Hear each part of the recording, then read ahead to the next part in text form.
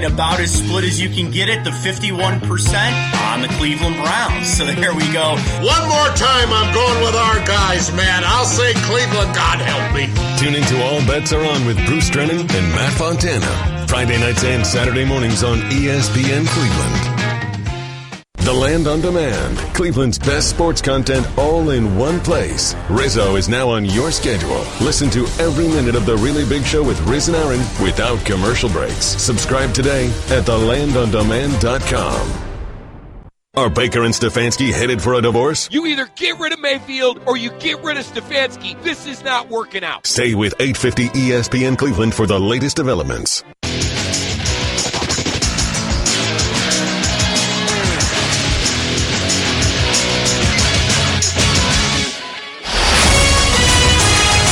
Sports Center All Night continues with Jay Reynolds. We're brought to you by Goodyear, making the plays that move you forward. Goodyear, more driven. All guests on ESPN Radio appear on the Goodyear hotline. I happened to notice our finish. I thought that was really what's important to me is how we finished and the fact that, we could score there with Dontrell and our defense could go out there and continue to stop them. That's what concerns me.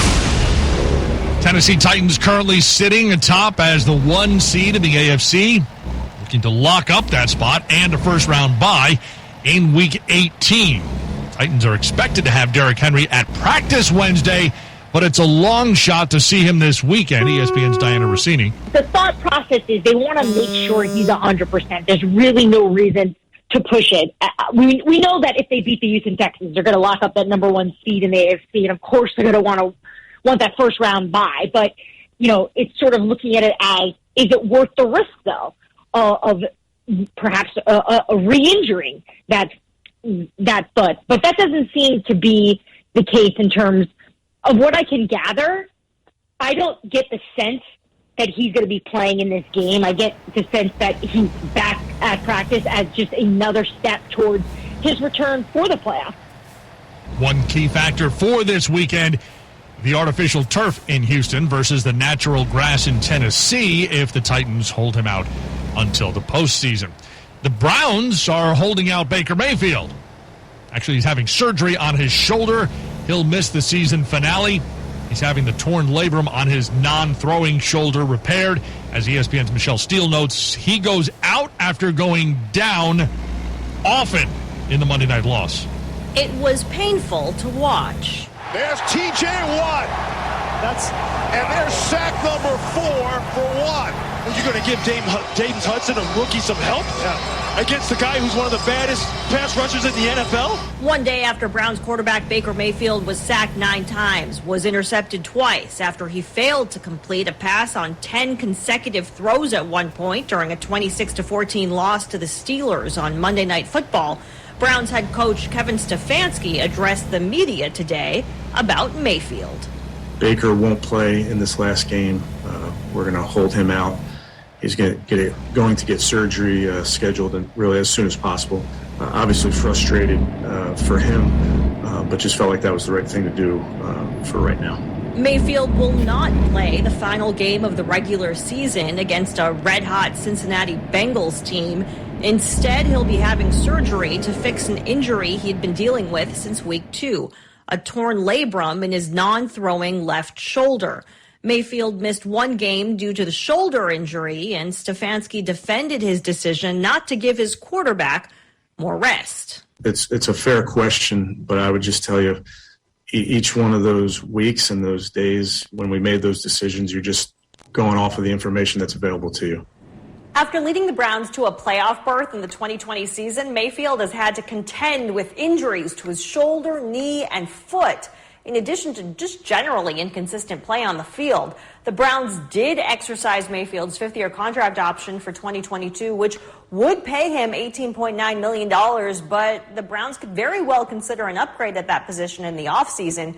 Stefanski actually deflected when asked to assess Mayfield's season thus far, only reiterating that he was, quote, frustrated for Baker to not be able to finish the season. I'm Michelle Steele, ESPN. So he's having surgery now so he can be healthy for 2022.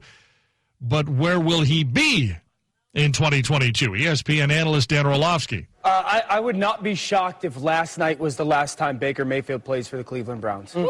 Wow. After kind of how this season played out, and then hearing the comments from Baker, which were the first time I heard them, and then hearing his coach, Kevin Stefanski, go... It's conflicted. Yeah, like that there is conflict. And the thing that I think matters is if the Browns want out, they have justifiable reason now because of the performance on the field. Okay. The regression this year from Baker was shocking. And I'm a Baker guy. You got right? Yeah. Shocking. Baker Mayfield's been playing with his shoulder injury in his non-throwing shoulder since week 2, admitted after the Monday night loss to the Steelers that he was pretty beat up. He was, as Michelle Steele noted, sacked 9 times in that game. Dan Orlovsky thinks it's possible that Mayfield's done. That sentiment also evident in Ohio. Aaron Goldhammer from ESPN Cleveland.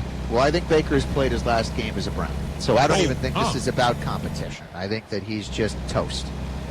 In part because I think the Browns are ready to move on, and in part because I think he wants a change of scenery, which I think you'll see that take place here over the course of the next couple of weeks.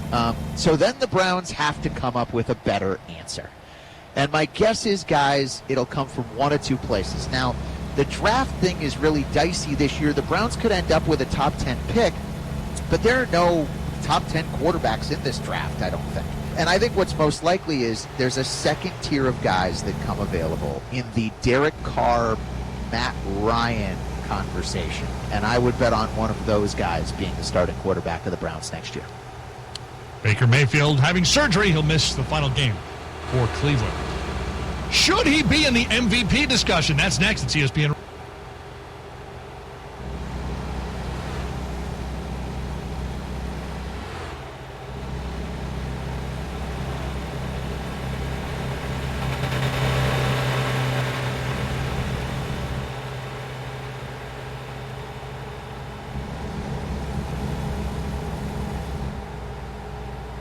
WBEZ is supported by Synchrony Brain Health, offering FDA-approved solutions such as TMS and neurofeedback for depression, anxiety, OCD, ADHD, and post-COVID brain fog. More at synchronybh.com. Synchrony Brain Health. Science with soul. Nominated to the court. The seat is kept open for a year. The court's size was basically cut from 9 to 8 for political reasons. Right now what I'm suggesting is that it's not a perfect solution, but adding 4 justices would rebalance the situation. Right. It's not perfect, but it's better than doing nothing. Just one looming issue the Supreme Court is going to wrestle with, probably in a ruling that will come out in the summer, is whether to roll back Roe versus Wade. That is the U.S.-wide right of a woman to an abortion. If the court undermines Roe versus Wade, do you think the American public is going to be profoundly polarized by that? It could lead to a whole new set of difficulties. Well, I do think so. I think women are going to see that the equality that they thought they had gained in 1973 with the ability to control their reproductive lives is in great danger. Many women will have dangerous abortions and more women will die. I'm not sure how many unborn babies will be saved because desperate women are going to seek desperate solutions. And I do think, unfortunately, the court is going to make the equality of the sexes in this country much more dubious. Roe v. Wade is not a decision that generates consensus, ever has. But I do think that there will be a kind of backlash, yes, if the court does what I think it will do, and that is basically cut the heart out of reproductive freedom. A final thought, Professor Tribe, and it goes back to your origins. Yours is an extraordinary story. You were brought to the U.S. by your parents who were Jewish Russian refugees, and you've always looked at and had an extraordinary sort of fascination with the U.S. Constitution, having escaped from totalitarianism. I just wonder whether your faith in the enduring strength of the U.S. Constitution and U.S. democracy is dying right now. Not at all. The Constitution has made many compromises, starting with the compromise with slavery, but it has aspirations toward equality and inclusiveness and freedom. Those aspirations are not dead. It is up to us, the living, to make sure that they are not killed. I see the work remaining to those of us and future generations, especially generations that I have taught, I see that work very much laid out for us, and I see the challenge ahead, and I haven't given up hope. That's simply not in my character. All right. Well, Professor Lawrence Tribe, sadly, we have to end there, but I thank you very much indeed for joining me on Odd. Thank you. Distribution of the BBC World Service in the U.S. is made possible by American Public Media, producer and distributor of award-winning public radio content. APM, American Public Media, with support from Indeed, a comprehensive hiring platform. Indeed helps businesses attract, screen, interview, and hire great candidates. More at Indeed.com/hire. The following is a public service announcement provided by WBEZ. The Illinois Guardianship and Advocacy Commission protects the rights and promotes the welfare of persons with disabilities. They're looking for volunteers to become Human Rights Authority members. Members advocate for disability rights and assist staff with investigations into alleged violations and make corrective recommendations. More information is at gac.state.il.us. This is WBEZ. Coming up in Business Daily, we look back on the life of Richard Leakey, the world-famous fossil hunter, wildlife defender and anti-corruption campaigner who died this week in Kenya. I'm Vivian Nunes and I spoke with Richard Leakey just a couple of months before his death. Richard Leakey in his own words. That interview coming up after the news.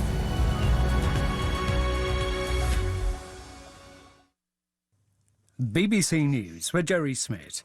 Protesters in Kazakhstan's main city Almaty have stormed the mayor's office on a second day of unprecedented nationwide unrest sparked by rising fuel prices. Hundreds continued to protest despite a state of emergency in Almaty and the dismissal of the government by the president Kassym-Jomart Tokayev. The European Union's top diplomat, Josep Borrell, is in Ukraine to show support for the country as tens of thousands of Russian troops remain close to the border. Mr. Borrell is due to visit Stanitsia Luhansk, which was briefly occupied by pro-Russian separatists in eastern Ukraine in 2014. The Italian government will meet later today to decide whether to approve tougher coronavirus rules, including compulsory vaccinations for workers. In France, President Macron said he wanted to make life difficult for people who had not been jabbed. Hong Kong has announced a series of measures to combat COVID, including a ban on flights from 8 countries, among them the United States and Britain. Bars, sports centres and entertainment venues will be closed. Japan and South Korea have condemned what appears to be the test firing of a ballistic missile by North Korea. It travelled 500 kilometres before landing in the sea between Japan and the Korean peninsula. It's the first such launch by North Korea since October. The U.S. House of Representatives committee investigating last year's attack on the Capitol by Donald Trump's supporters has said it wants to question the Fox News host Sean Hannity. Mr. Trump has cancelled a planned news conference to mark the first anniversary of the unrest. A British robot submarine is leaving for Antarctica to help an international research team study future sea level rises.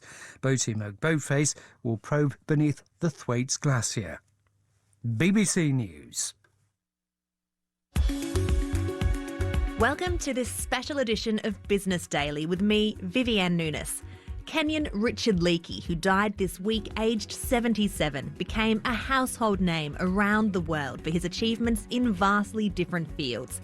A fossil hunter, wildlife defender, politician and anti-corruption campaigner, Richard Leakey was at times a thorn in the side of the Kenyan authorities. Surviving a plane crash and kidney disease as a young man, his achievements in science and conservation have had a lasting impact. We look back on an extraordinary life. I haven't lived a day that I'm sorry that I lived. That's Business Daily from the BBC. On this program, we often like to talk about career changes, leaving the trials and successes of one field to start over in another. Richard Leakey, who died at his home in Kenya this week, was a man who wasn't afraid of changing lanes. 4 months ago, I was lucky enough to interview Richard at his office in the leafy outer Nairobi suburb of Hardy. I put it to him he had two very distinct careers, paleoanthropology and wildlife conservation. But he quickly put me to rights. Well, I think you're correct, but it had in fact three very distinctive careers, not two. The third one was when I left wildlife and went into politics. And I was a member of the political movement in this country and founded a political party and was, I think, quite instrumental with the party I founded called Safina in bringing about not only effective multi-party democracy, but also bringing about some fundamental changes that have put Kenya where it is today. And I suppose, looking back on my careers, the political side of my life was the most rewarding in terms of the country. I think bringing the conservation movement up to a certain level where we could effectively start to reduce the number of commercial species being poached, elephant and rhino in particular, was highly rewarding. And I think the ongoing interest I have and my early interest, trying to understand the origin of human life and life around it. Group's traffic fell by 1/3 as people stayed away. Hong Kong, meanwhile, is banning flights from 8 countries, including the UK, US, France and Australia, due to rising coronavirus cases. Measures will come into force from Saturday and last for 2 weeks. And Kazakhstan's president has accepted the resignation of the country's government after violent protests took place over surging fuel prices. Police used tear gas and stun grenades and detained over 200 people after attacks on government buildings. Talk Radio. National weather.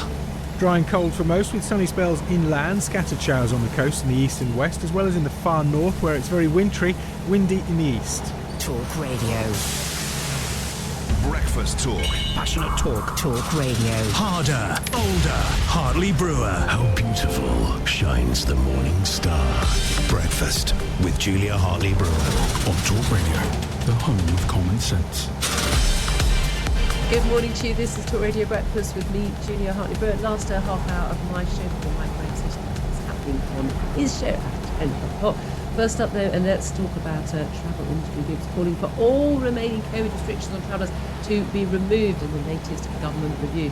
Data suggests now 1 in 25 people in the UK currently has the Omicron virus. Airlines say, what is the point of passengers testing when they come in from other countries? Well, let's talk about this with Simon. Good morning to you, Simon.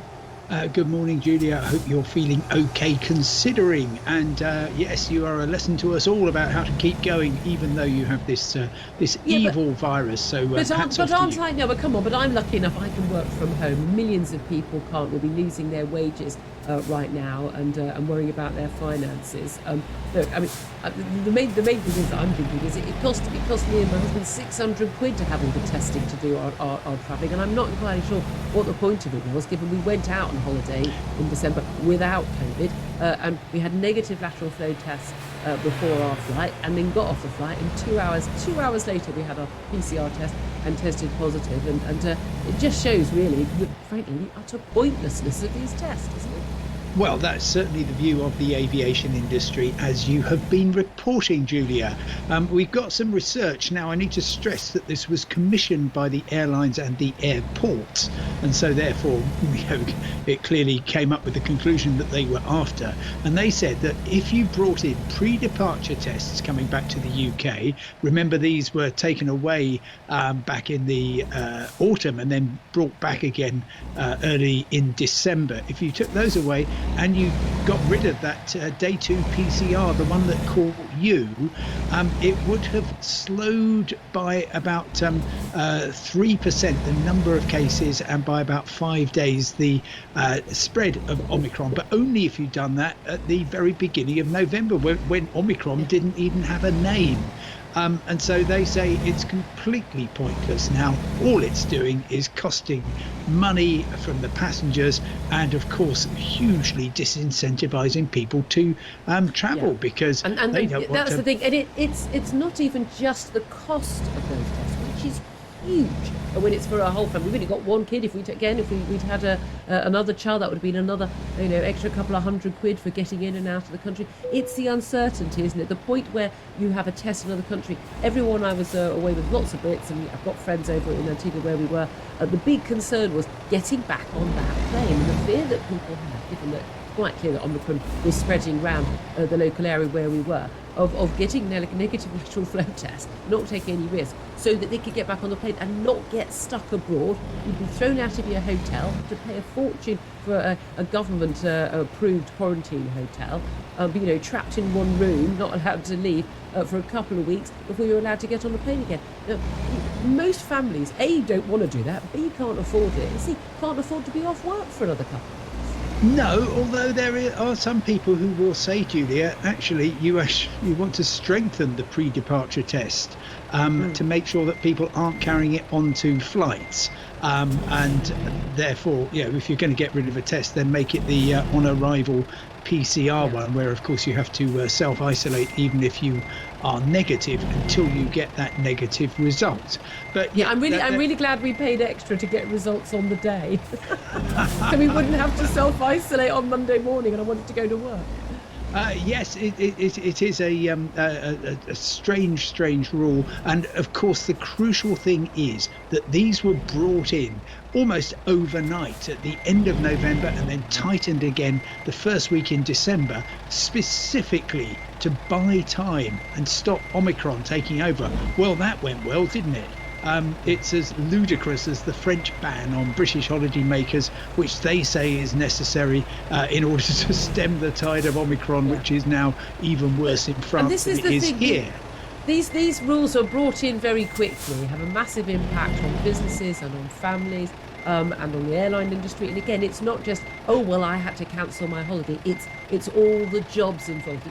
It's all the staff on the airlines and the airports, all the hotels, the restaurants, the theatre staff, who then lose jobs because people don't make those journeys. The knock-on effect for certainly our economy and other countries' economies are huge, aren't they? And there are many economies around the world, major holiday destinations, where they pretty much rely almost entirely on tourism. And if people can't go there, whether it's red list or not, because there's just too much uncertainty, they're worried about losing the cost of the flight or not being able to get home, people are seriously suffering around it. Oh, sure. And look, it's having a huge effect in the UK as well.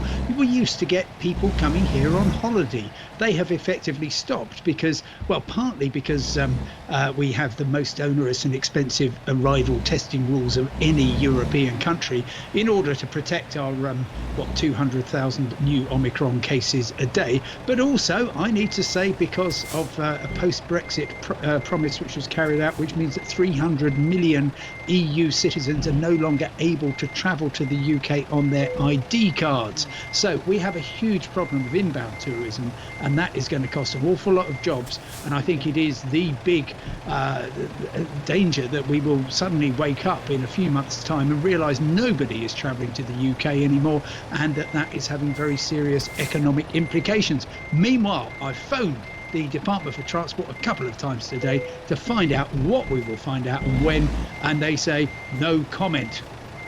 That's always a bad sign. Let's talk about, you mentioned France there. Again, summer is when most people do their travelling. We had a little bit boosted at Christmas. Again, a lot of people cancelling because of Omicron and those travel restrictions. But a lot of people, millions of people indeed, normally go on holiday at half-term or Easter, and a lot of them go to France and other European nations for their ski trips. I know a lot of people who had those holidays and booked back in going back to 2020. They were cancelled then because of Omicron, when it was a major breakout in the Italian Alps, and cancelled it again last year, and now hoping to go this year.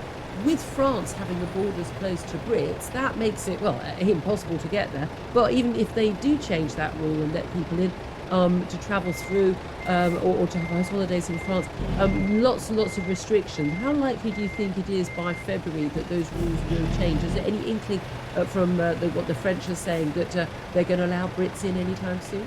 Well, the French are just behaving in absolutely bizarre ways. Anybody would think that there was a presidential election coming up, and I'm afraid it's another example, it appears to me, of politicians thinking, right, I've got to make it look as though I'm doing something. I know, I'll make overseas travel more difficult because that generally proves popular in the polls. So my personal view is that eventually the French tourist industry, which might not be as vocal as the French fishing industry, for example, is going to rise up and just say, come on, you cannot wipe out the French the British half term. That effectively provides a quarter of our money for the entire year. So I'm pretty confident it will go ahead. It's simply a question of how onerous the rules will be. Well, lateral flow, I mean, children who aren't jabbed, which most British children aren't, lateral flow test every single day to get on the slopes. I mean, things like that, that's going to put a lot of families off. You've got a couple of kids, you're looking at spending 60 quid a day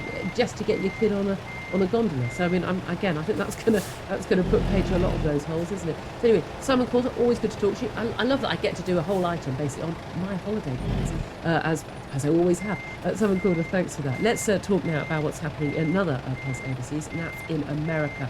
And a record 4.5 million US workers quit their jobs in the month of November. Not sacked, but quit their jobs, according to the US Bureau of Labour Statistics. It matched a series of a high number of quitting rates in September as well. Now, the number of job openings has fallen slightly, but the largest drop has fallen in accommodation and food services. So, what are the signs of what's going on in the American economy? Let's talk to Neil Carberry. He's Chief Executive of the Recruitment and Employment Confederation. Good morning to you. Good morning, Julia. We have a very different jobs market in America than we have in Britain. Far lesser sort of protection for workers. We did not see, furlough schemes on the same level where to help people. We've seen a huge number of Americans really struggling, losing their jobs during the pandemic. But of course, when we see the boom post-lockdown, a lot of new opportunities as well. But what do you read into these stats that 4.5 million Americans quit their jobs in the month of November? Well, of course, a lot of this is based around the fact that America, like almost every major developed economy, is experiencing a labour shortage right now, and that's because some people have retired over the course of the pandemic. Many young people have stayed longer in college. There's been less mobility between states in America, which of course is really big in their jobs market, and there's been less mobility between countries into, for instance, the United Kingdom. So here in the UK, we think we're about 1 million people short in the labour market by comparison to where we would have been in normal times without the pandemic. And that, of course, is driving great opportunities. When you add to that people didn't move jobs in 2020, because if you had a good deal, you were sticking with it, whether that's on furlough here in the UK or you're banking your check from the federal government in America and sticking with your employer. Here in the UK, we saw permanent job hiring go down by about 50% in our sector over the last year. That's bouncing back. So a couple of things. The dam breaking on people just not moving jobs for a couple of years, and also a big shortage just means there's a lot of opportunity out there for people. Well, that's it. One would hope so. I mean, it does seem people leaving their jobs in, hospitality, but partly that's people, perhaps, people aren't eating out and worries about lockdowns, but also those jobs tend to be very low paid. And if people have got another set of opportunities and they feel secure enough to leave their jobs, big issue in America, of course, is people having access to health insurance. That often stops people. So who knows, these could be good signs. But the main thing is in any economy, you need people to be able to move jobs, whether they can travel, they can rent or buy a home somewhere else. It's a crucial problem we've got here in our housing market. People being able to afford to leave a job, move a job, opportunities for themselves, opening up new opportunities elsewhere. These things matter. You need to have a very sort of vibrant economy, and this is something that lots of people were saying is why we can often do better than some of the European economies, like, say, France, where, basically once you hire someone, you're stuck with them for life. And so we see they started with a pandemic with 10% unemployment. We don't even have anything, even remotely close to that, even at the worst stage.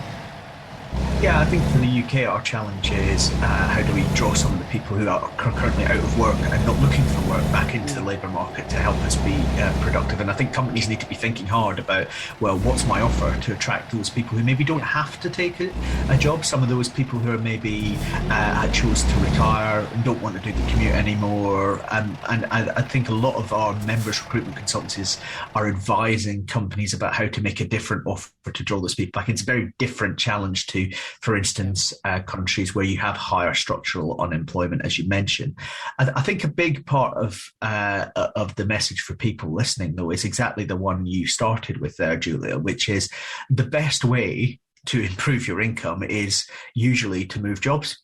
And therefore, this is a great time. January is traditionally a really big month for job-to-job moves. This is a great time to be out and looking.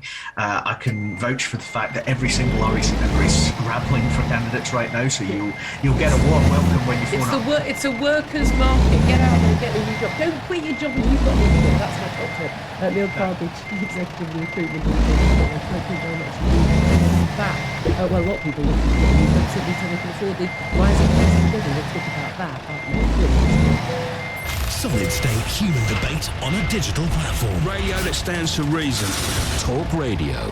What are your 2022 business goals? Data security? Minimizing downtime? Dell Technologies can help you achieve every goal during our New Year event. From transforming digital workspaces to providing comprehensive end-to-end IT solutions. Find the latest high-performance PCs with powerful hardware-based security. Dell Technologies recommends Windows 11 Pro for business. Chat with a Dell Technologies advisor at dell.co.uk or call 0800 085 4878. It could be that same numbers every week time. It could be leaving it to fate with a lucky tip. It could be you. Don't miss tonight's Lotto double rollover. Play on app, online and in-store. Lotto from the National Lottery. Your numbers make amazing happen. Account terms, rules and procedures apply. Players must be 18 or over. The mouth-watering cheesy bacon flatbread from McDonald's with 2 strips of sizzling beechwood smoked bacon covered in delicious melted cheese. That is so good. And it's just $1.49. McDonald's. Breakfast done properly. Served until 11 a.m. Price of participation may vary across restaurants. Price not applicable to delivery orders. Philip Schofield here. If you've got outstanding finance on a car you want to sell, you might think you're a bit stuck.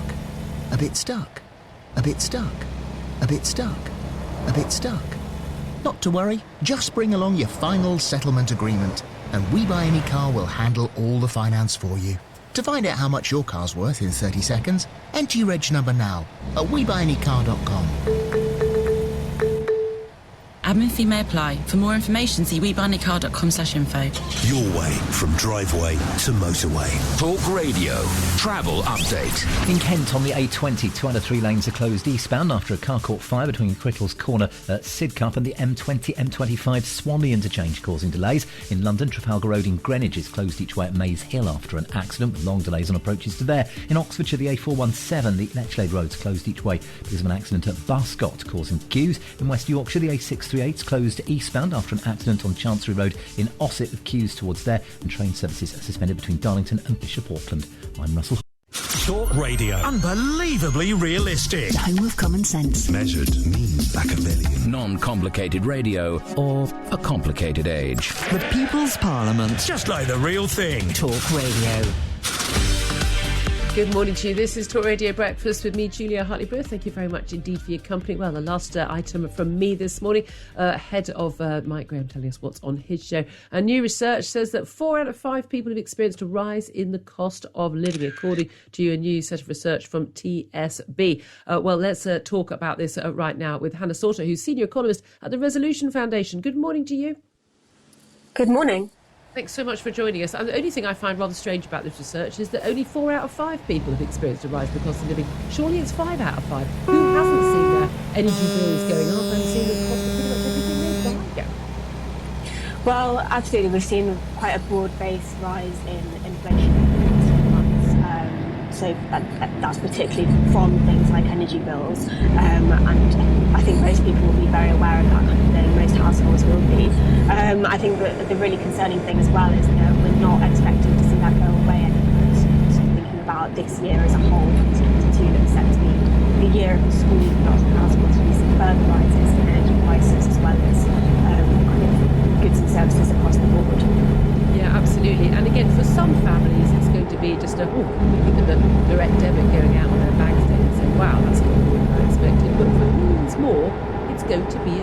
national crisis, isn't it? And we're looking at, you had Martin Lewis, who set up Money Saving the Expert website already yesterday, that we're looking at, bills going up by, 50%. I mean, people having spent a couple of grand out of their take-home pay on paying for electricity and gas is simply not possible for millions of families. Yeah, so one of the most concerning things about the upcoming rise in the energy price is obviously going to be a hit to all households, but it's particularly going to be a squeeze on the lowest income households, so partly because they already spend a greater proportion of their overall income on energy, and they're less able to spend more if their bills go up. So for example, thinking about the very lowest income households, they at the moment spend like 8.5% of their income on energy, and that's certified to 12% of their income advisors. So that's a big hit to lots of households who are least able to bear those costs. So it's really important that the government step in and support particularly the lowest income households to cope with that squeeze that's on as well. Yeah, and we've heard that from backbench MPs, from Martin Lewis and others as well. What did you mention really clearly? It's grocery bills, energy bills, other day-to-day costs, and according to the survey from CSB, so nearly a quarter of people have seen they've had to go into their savings. Of course, we've seen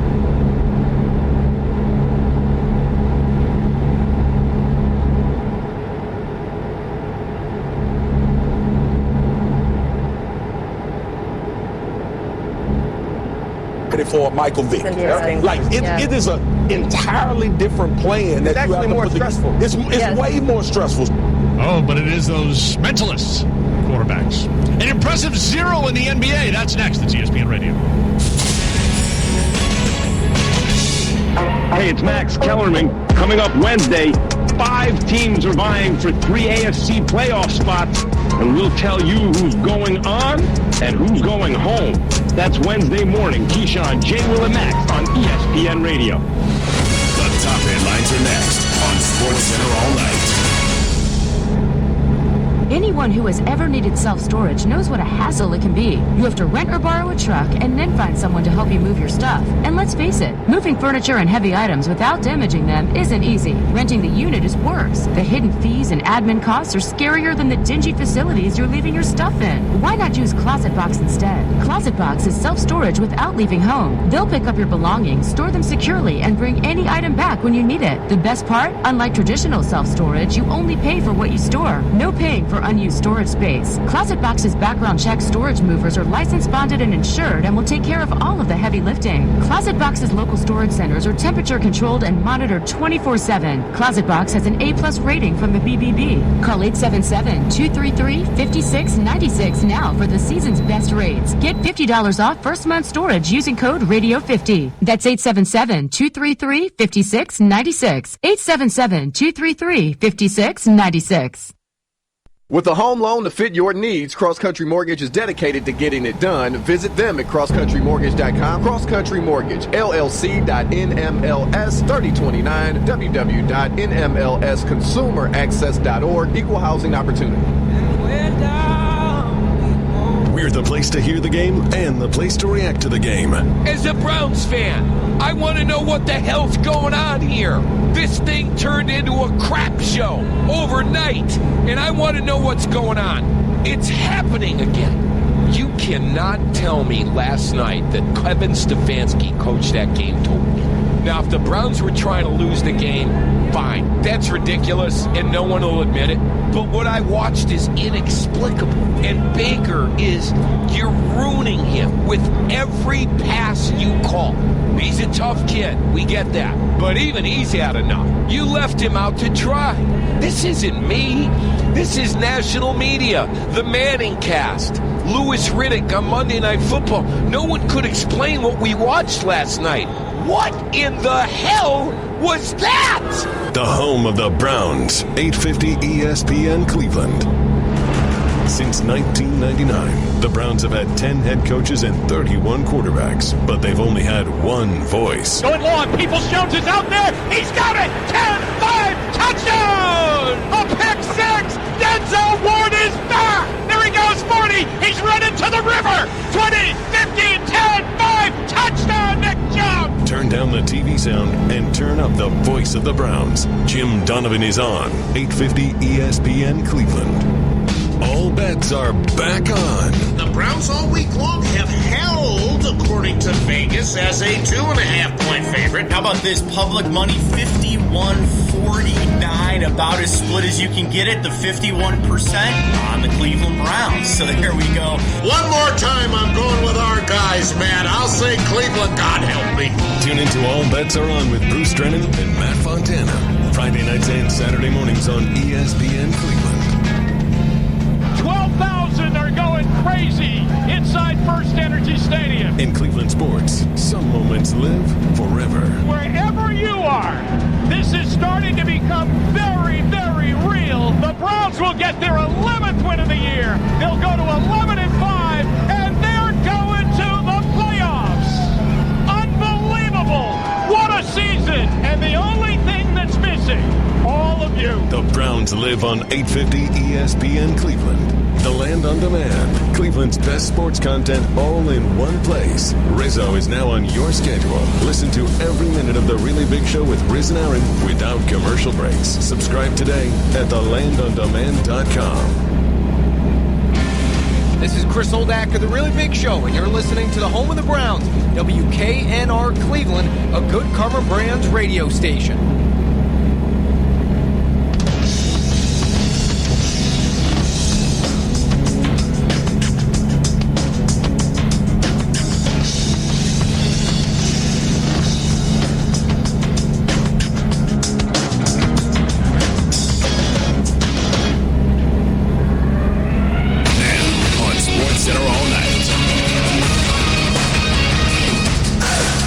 One high-profile college football coach could be headed back to the NFL. He stands to make a heck of a lot of money going to the NFL. Like, it would be a massive raise for him. Two NBA superstars closing in on comebacks. The Golden State Warriors are not making it out of the Western Conference without a healthy Klay Thompson. More drama in Las Vegas, and the latest on Derrick Henry's potential return. The thought process is they want to make sure he's 100%. There's really no reason to push it. Plus, highlights from the hard court and the last college football bowl game before the national championship. Trying to get it to Garland. Morant gets the steal. Morant downhill at Garland. Lays it up left-handed in. 4-point lead. This is Sports Center All Night. Listen, whether it was dancing or I couldn't get my accent down with family. Listen, I'm from Boston. We don't have strong accents. Here's Jay Reynolds. No, of course not. Not in Boston. Try and order some lobster. Sports Center all night. ESPN Radio, the ESPN app, Sirius XM Channel 80. It was Sunday that the Lakers held on for a win over the Timberwolves. LA gets the victory. Russell Westbrook's stretch of 4 straight triple-doubles came to an end in that one. And he also had 9 of the Lakers' 28 turnovers. My game is not predicated on shots or if I turn the ball over. Like, I miss some shots, that's part of the game. I'm allowed to miss shots. I can do that. You know, like any other player, I can do that. I can turn the ball over, too. I can do that. That's all a part of the game. But when you watch a basketball game and figure out what impact, making the right plays, boxing out, rebounding, whatever that may be, making the right play, making the right reads, that's all about being a basketball player. Russell Westbrook giving himself the green light to lose the handle or miss shots. He and the Lakers back in action on Tuesday, going in with a .500 record, hosting the sub-500 Sacramento Kings. He would miss 9 of his 13 shots in the first half, but no turnovers. As for the rest of the game. But LeBron's going to try to answer again. He's got Halliburton defending, pulls up for another 3. Back-to-back triples from LeBron James. And LeBron's got his energy now. He knows it's clutch time ball. Lakers up by 4. A 5 really puts it out of reach. Yeah, 5-2. Here's LeBron driving on Jones. Finishes and the foul. And the flex from the King. 118-112. 52 seconds left.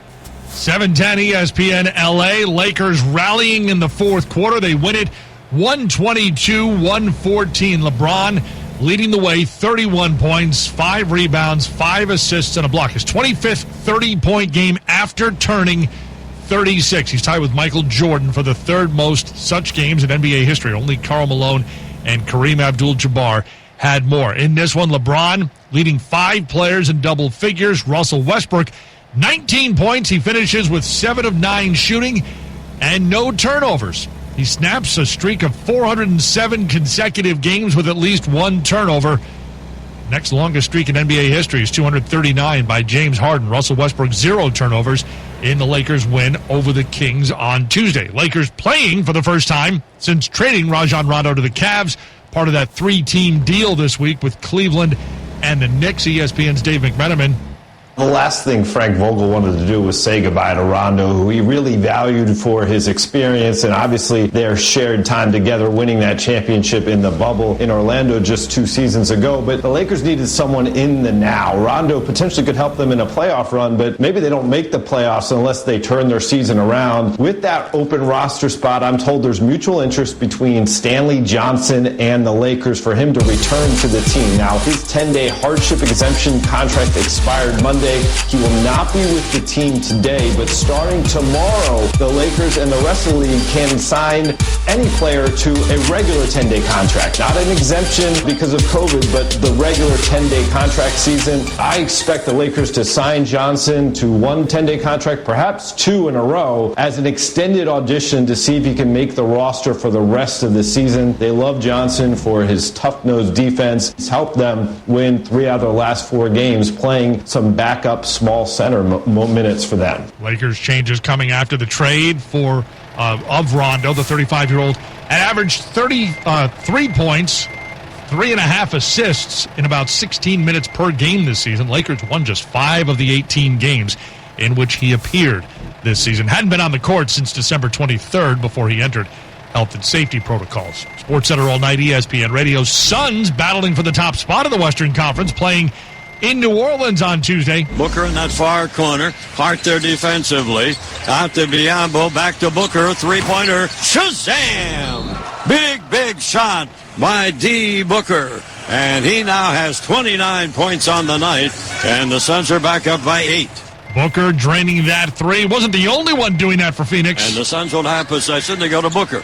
Rifles it to Bridges. Down to Biyombo. In the corner, Cam Johnson. Shazam! And I think you could put this baby in the old deep freeze. Al McCoy, Arizona Sports 98.7. Cameron Johnson hitting 5 of his 7 3-point shots.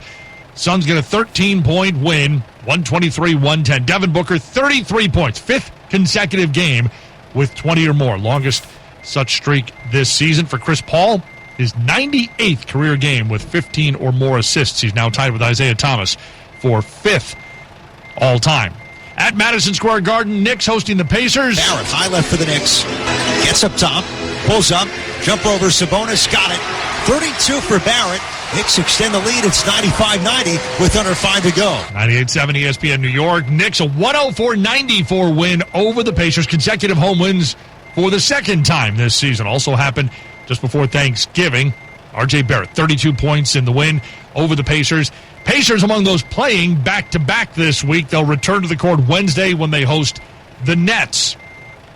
And the game will mark the return of Kyrie Irving. He has rejoined the Nets, still not protocol eligible to play in New York City, but rejoining the team for road games. ESPN analyst Tim Legler says there's really one word that sums up the situation. Unprecedented. We've never seen anything like it. We're all curious to see what it's going to look like. I will say this. Right now, the Nets need an adrenaline boost, and I think Kyrie Irving could be just the guy to deliver it. You take a look at a couple of these recent losses with Kevin Durant and James Harden on the floor. I mean, Memphis comes in there and hands it to them. So now this is a team that needs something, and Kyrie Irving is going to deliver. There's going to be a lot of excitement around him. Here's the other thing. He is that guy that's ball dominant. That's an isolation type of player. Now you're going to incorporate him on a part-time basis. It's going to be very interesting to see how that affects the flow of the game. There is no question they're better adding an elite level talent like Kyrie Irving, particularly his ability to penetrate, get to the rim at such a high level. But the question is, how does that affect everybody else when he comes back? Maybe he takes some time to find his rhythm, and the way that he plays means that other guys are going to have the ball out of their hands at times. And then, by the way, when you go back home, he goes home. And then he'll see you guys again on the road. It's a very strange dynamic, but this is probably the time of the year that the Nets have needed it most. They need something right now. They look a little bit tired, worn down. These are the dog days of the season. Kyrie Irving can provide some electricity for them right now. The only question I have is, what's the rhythm going to look like for their offense? Kyrie Irving and the Nets visiting the Pacers on Wednesday on ESPN tonight. Warriors in Dallas to face the Mavs, 7:30 Eastern Time. Golden State will be back home this weekend, and the expectation is Klay Thompson will be returning to the court for Sunday's game against the Cavaliers. Thompson's been out 2 years with injuries, torn left ACL from 2019 and a torn Achilles in November of 2020. Between Klay Thompson and Kyrie Irving, two significant returns in the NBA this week. Which player is going to have a greater impact on his team? ESPN analyst Kendrick Perkins. It's going to be Klay Thompson. And the reason being is, one, he's going to take so much pressure off of Steph Curry. And then two, here's the thing. I understand that Jordan Poole, Andrew Wiggins, all those young guys have been playing well, but they're not Klay Thompson. They're not battle tested. We watched Klay in 2016 in the Western Conference Finals be the best player on the floor against the Oklahoma City Thunder and willed them to victory in a must-win situation. So when you look at a guy like Klay, he demands so much attention, almost similar to Steph, that he's going to impact the Warriors, which is going to be so scary for the NBA, which is going to make the Warriors the favorite to win the championship. Let's talk about Kyrie's return tomorrow night against the Pacers. What's the one thing you're going to be watching for in that game from Kyrie? The chemistry. The chemistry between the big three. Who are they going to pick up from where they left off last year in the small sample size? Is James Harden going to go back to being that point guard and facilitator and letting KD and Kyrie Irving be the leading scorers and rock out? Like, that's what I want to see. And I think this was a smart move by the Brooklyn Nets, although they're getting him part-time, by letting their team get adjusted to only having Kyrie Irving on the road so that you could develop some type of mental mindset to know when we go in the playoffs, this is how it's going to be. Nets and Irving had been apart since October 12th, but now he's back in the fold for road games. Nets go into this game on Wednesday having lost 3 straight.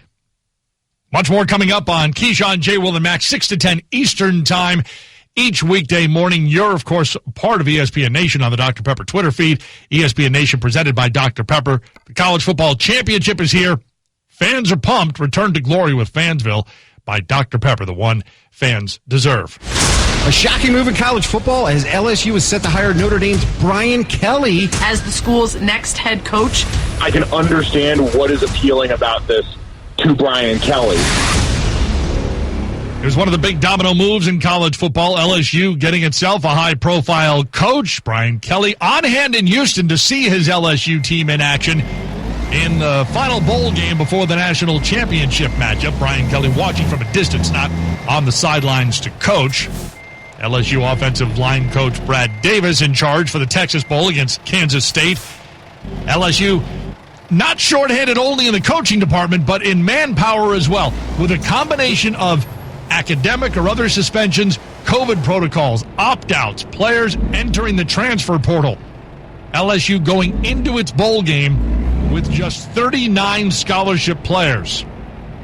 And it kind of showed. Sent it in motion to the near side from the 6-yard line. He goes back the other way. Skyler, great protection. I mean, terrific protection. Now throws to the back of the end zone, and it is caught. Malik Knowles, touchdown! Touchdown, Kansas State!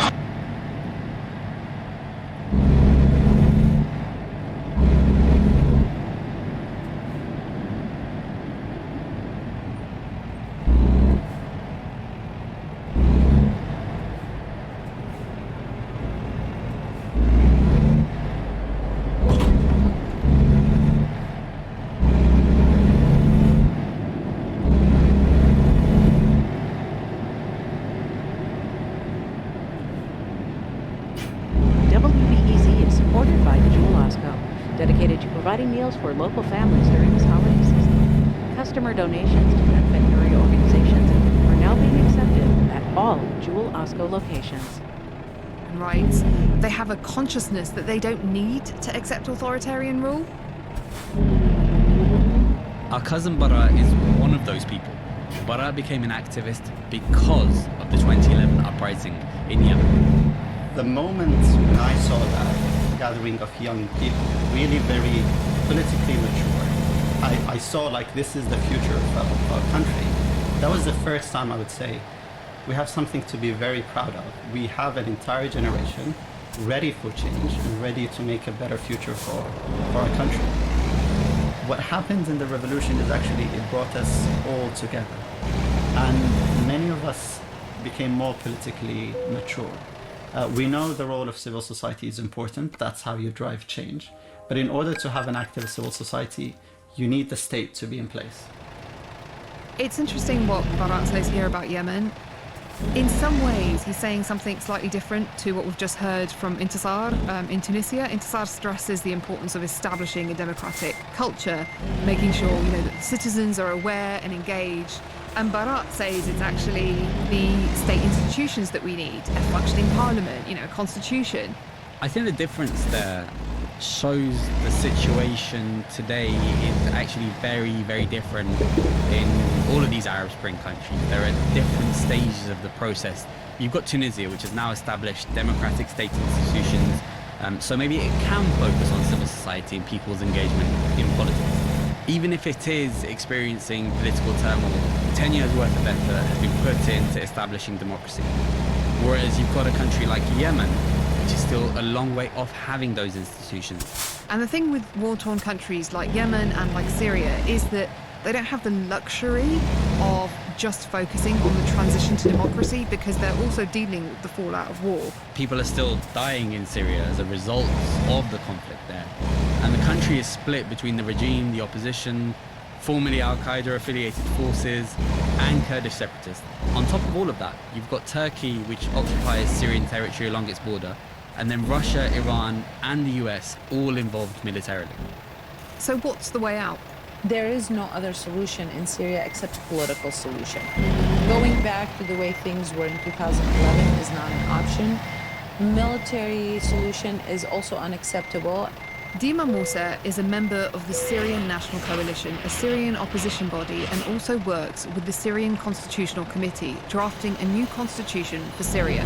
Dima and her family had to leave Syria in the mid-90s for refusing to support the ruling party. Even though she was in the US when the 2011 revolution began, Dima was swept along with the events occurring in her homeland. It kind of took over my life. I left my job as a lawyer and I focused on working on the Syrian revolution with activists. This was supposed to happen, this had to happen, but it didn't have to happen this way. Nothing can justify losses of lives, most of all. And of course today where Syria is with half of the country destroyed, half of the people displaced, I'm not sure morally I can sit here and say this was worth it or not, but at the same time I don't think it has failed. It has opened eyes to the necessity of change. The United Nations has made efforts to bring about a political solution to the crisis in Syria, but Dima has her reservations for where things currently stand. There has been very little progress when it comes to a situation like the one in Syria.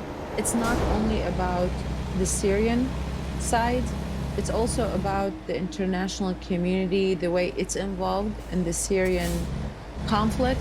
As long as the international community is divided, that is not the right environment for the Syrian parties to sit together. The latest meeting of the Syrian Constitutional Committee, held in October 2021, was called a big disappointment by the UN Special Envoy for Syria, but he urged members to continue their vital work. When it comes to achieving what she wants for her country, there's something essential that Dima holds on to. You can't lose hope. I am very hopeful that the change that people had taken to the streets to see happen is coming. You're listening to My Arab Spring on the BBC World Service. There are new generations of activists emerging across the Arab Spring nations, even in ones where the spring didn't bring about democratic gains, like in Bahrain. The protests here in 2011 were attended by huge numbers of Bahrainis. Today, the country is still very much under the rule of the Khalifa family. Bahraini activist Saeed Ahmed Al-Wadai. Earlier this year, during the 10 years anniversary of the uprising, the authorities began to pick up kids, children. They were arrested. We interviewed about 13 of them, and what we were able to identify at that moment was there was a pattern of abuse where children would be brought in to be threatened with rape, threatened with electrocution. Together with Human Rights Watch, Zayed issued a statement in March 2021 alleging mistreatment of these young activists who they'd spoken to from inside Bahrain.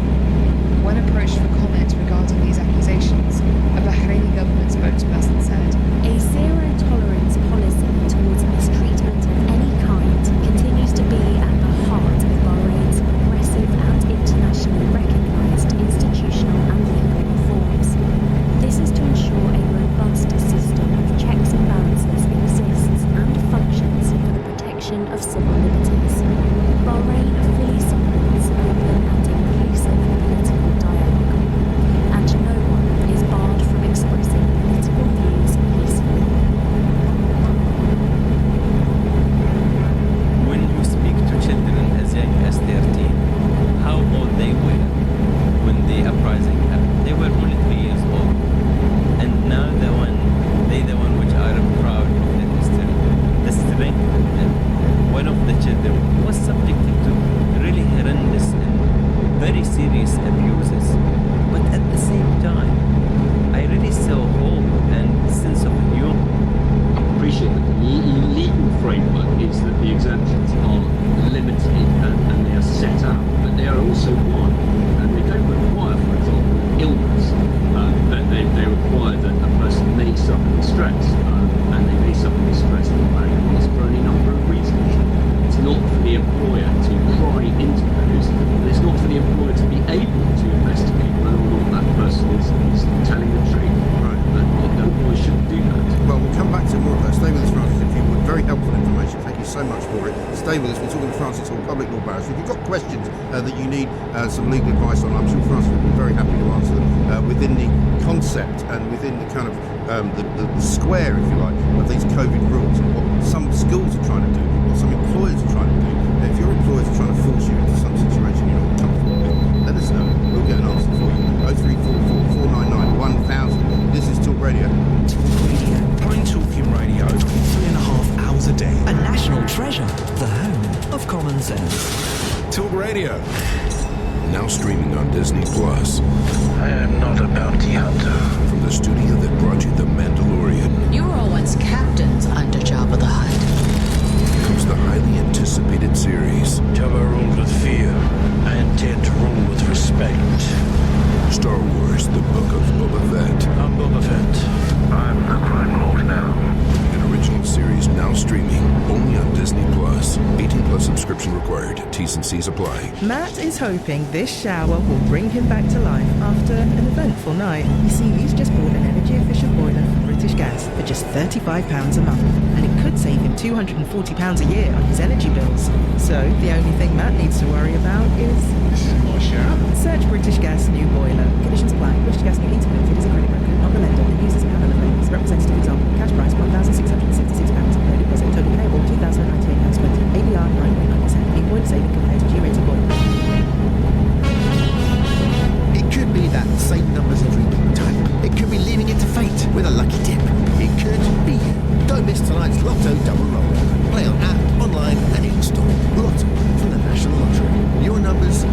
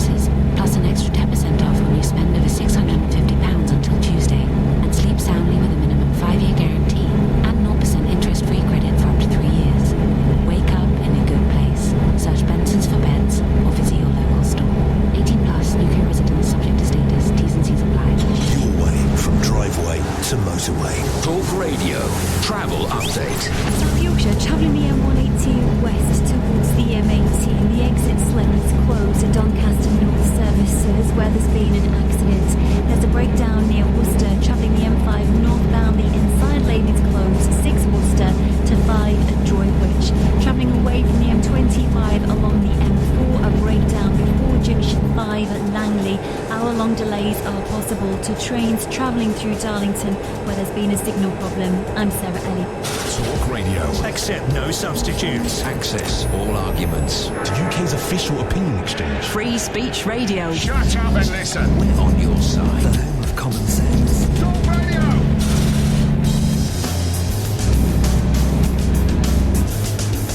Welcome back to the Independent Republican Mike Graham right here on on Talk Radio. Cabinet meeting this afternoon, PMQs at 3 o'clock without Sir Keir Starmer, who's got COVID again and is self-isolated for the 5th or 6th time. Can't remember, can't really keep track. But we're talking right now to Francis Hall, trying to make some sense of what is actually going on. Yes, we still have Plan B restrictions. Yes, some people are saying, well, great, isn't it great that Boris hasn't imposed any more restrictions? Well, it's great in one sense, but there's still problems. And Francis is helping us out here with some of the things that people are facing with schools, with some of the orders that have been given out by certain schools, by the strength of the unions who are asking for mask wearing to be made compulsory in classrooms so that kids are wearing masks for 7 or 8 hours a day. Francis, let me ask you about the employment situation, first of all, because a lot of people now, I mean, I don't know if you've been watching what's been going on in New York, but in New York City, Mayor de Blasio has kind of instructed all private companies to insist that people going into their office buildings must be vaccinated. What's the legality of something like that? I mean, it's not really happening here, but I mean, it doesn't mean it won't. The legality from an individual employer point of view, so I should say that I acted last year in a challenge to the lawfulness of the regulations requiring care home workers to be vaccinated. That was unsuccessful, although there's been subsequently regulations which are much wider, and that obviously was in the context of the residents of care homes being by far and away most vulnerable persons to this disease, which is not the case in probably any other employment situation, including the NHS more generally. So there may well be a challenge to that. I'm not currently instructed, but that's a possibility. But with that, that's on one section. That's in relation to the lawfulness of legislation. But when it comes to employers, they have contractual duties to their employees. But they also, those contractual duties have to be seen within the framework of their health and safety duties and their equality duties as well. And so there is certainly a strong case to be said that discrimination against persons by virtue of decisions they have made about their decision to have medical treatment would be a breach of their employment rights, and that's because there is a very lengthy case law about the right of an individual to decide their medical treatment, and it's recognised in international agreements, not treaties, but international agreements, which include the UNESCO agreements on bioethical rights for 2005. And many others, which it set out the requirement that the state must not discriminate and must not coerce persons to have medical treatment. And remember, this medical treatment, it's on any view, it's a new form of medical treatment. And so whatever view you take about the evidence about side effects and so on in the last year, it is only 1 year or thereabouts old. And so one cannot know the long-term consequences. Sure. And also, even if that isn't the case, for any medical treatment, there is a very important principle which was recognised by the Supreme Court in 2015, as recently as that requires a medical practitioner, before informed consent to be given, to give the widest form of information to a capacitous person. So that person must be given proper and full information about not only side effects, but what is known about the efficacy of that treatment, and also the risk to them if they don't have vaccines. Because remember, of course, we know that in the first year of this infection, only about 450 or so in the first year of persons who died from COVID-19, or at least died within 28 days of a SARS-CoV-2 test, and didn't necessarily even have the disease were under 60 and with no previous conditions. So if you are a young person, and especially if you've had COVID, there's very substantial evidence to say that if you have had the infection before, you are at least as well protected as somebody who's been vaccinated. There's a very substantial amount of evidence to support that, including recognised by the government in its vaccine surveillance reports, Oxford University studies, which have been given the recognition by the government that you are at least as protected. In fact, Israeli evidence suggests you might be up to 27 times more protected. So to require somebody in that situation to have a vaccination is extraordinary. I mean, you and I might remember I had my BCG quite some time ago. But before that, I had a daisy prick the week before to decide whether to determine whether or not I had natural immunity. I didn't, and I had the BCG as it happened. But that's absolutely standard and perfectly rational. To exclude, to require persons to have vaccination even when they already knowingly have natural immunity is extraordinary. It's just another point on that, which is that yes, of course, people might get reinfected. And Keir Starmer, you said, it's a good example, might have been reinfected. But that's the same as with a common cold. The point about immunity is not binary. I'm not. This isn't a medical. I'm obviously not qualified to give medical advice, but it's an obvious point, which is that once you have had an infection, your risk goes down of having serious sequelae, and that's the same as vaccination. But this is what I was saying to Julie Hartley-Brewer. I mean, Boris Johnson yesterday said all the booster program's going really well. We've got loads of people boosted, but we've just had 200,000 cases of infection in 24 hours. And you go, well, but two things can't be true, but they can be, because actually the infection rate is not really tied to injury, it's not tied to illness, it's not tied to death, it's not tied to hospitalisation, it's simply a positive test. And that's all it is. So, I mean, do you think that a court of law, for example, in a case where somebody was being asked to be vaccinated in order to attend their place of work, would the court of law look upon the vaccination then as something which there's not enough known about?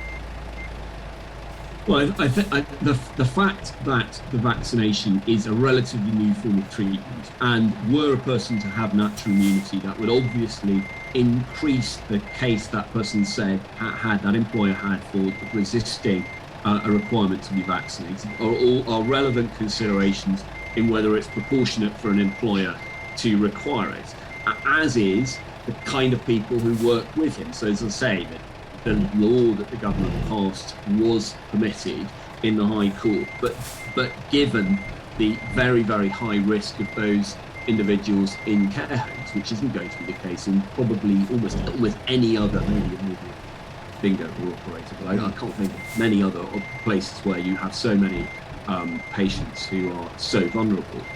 So yes, absolutely, those are relevant considerations, but so too are discriminatory considerations. So people have religious reasons, philosophical reasons not taking the vaccine, as well as disability, and indirectly sex and race, sex potentially because of women's fertility. It's difficult to know. I mean, I'm not saying that there's evidence one way or another. There may be, but the simple fact of the unknown quantity. But you might have a doubt about it, right? You might have a doubt, and you might want to say, well, my risk of COVID is extremely low. I don't know the consequences of this vaccine, and that's a perfectly reasonable basis for saying I don't want to have this medical treatment.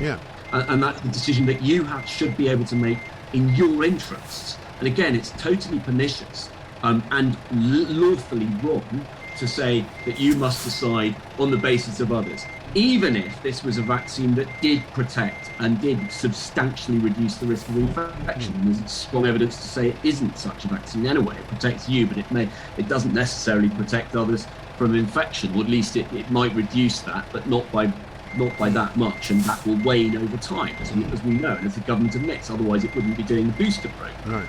But even if that wasn't the case, fundamentally, to say that you should take medical treatment for the sake of others is a massive intrusion by the state, and is fundamentally objectionable and is contrary to all of those international treaties that I mentioned. And they're there for a very good reason, because once you have the state saying you must do something for the greater good, particularly to your own body, you have a fundamentally different relationship between state and citizen. than we have been used to in free, liberal and later democratic societies in the Western world. Quite right. A fascinating conversation, Francis. Very, very good to talk to you. Thank you so much for all of that information. Very useful, I'm sure, to a lot of people listening. We'll get Francis Hall back on much more regularly over the course of the next few weeks, I think, because as we move away from what I would regard as the dangerous part of the COVID pandemic, we're going to be asking more legal questions about what our rights are. We're going to be asking more legal questions about what happens if somebody asks you to do this or to do that. If somebody tells you you have to have your children wearing face masks for the entirety of their time in school and you want to challenge that, well, you can. And now you know exactly what to say. This is Talk Radio. Let's get some news headlines. Honest Talk. Money Talk. Collins Talk. Talk Radio. Ian Collins. This afternoon from 1, only on Talk Radio. Ian Collins. Tested for authenticity before every show. Ian Collins. Professor of Reason. I've got the only python at the petting zoo of political correctness. The new afternoon amazing. Ian Collins. End of discussion. This afternoon from 1. Move on. On Talk Radio. Get out of here. Talk Radio. Half-hour headlines. Good morning, I'm Nick Ellaby. COVID restrictions are being reviewed later today and it's expected those who test positive on lateral flow will no longer require a PCR test to confirm it. They'll still need to self-isolate for 7 days, though. The measure will reduce pressure at testing sites. Dr. Catherine Henderson, President of the Royal College of Emergency Medicine, has told us it makes sense, but said the messaging must be clear. It mustn't be phrased as a relaxation of the testing regime.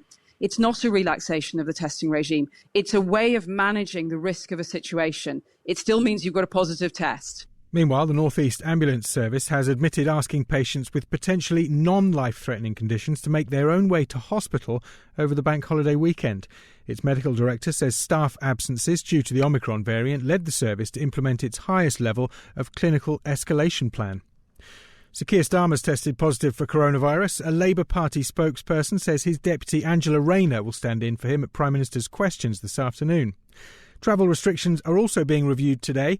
The government's being urged to scrap all testing of inbound travellers to the UK. The aviation industry says there's no point as the Omicron variant is now rife across the country. Travel expert Simon Calder spoke to Talk Radio. The crucial thing is that these were brought in almost overnight at the end of November and then tightened again the first week in December, specifically to buy time and stop Omicron taking over. Well, that went well, didn't it? This comes as Hong Kong's announced it's banning flights from the UK and 7 other countries for 2 weeks from Saturday. And former US talk show host and comedian Jon Stewart's criticised J.K. Rowling for the anti-Semitic imagery used in the film Harry Potter and the Philosopher's Stone. He said on his podcast it was so weird people had not reacted to the Jews running the underground Wisdom Bank Gringotts. Dry and cold for most today with sunny spells inland, scattered showers on the coasts in the east and west, as well as the far north where it's feeling wintry, windy in the east.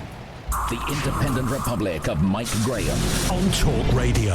Listen on DAB+. Watch it live on your smart TV. The Independent Republic of Mike Graham.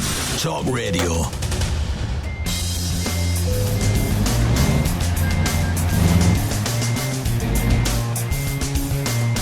Welcome back to the Independent Republic of Mike Graham right here on Talk Radio. The only place to be to find out what the truth is. The truth, the whole truth, and nothing but the truth, ladies and gentlemen. That's what we do here. Fascinating conversation with Francis Hall there, public law barrister, about what you should do. And we want to hear from you as well, by the way. What's your school telling you about your children? What are you getting from them?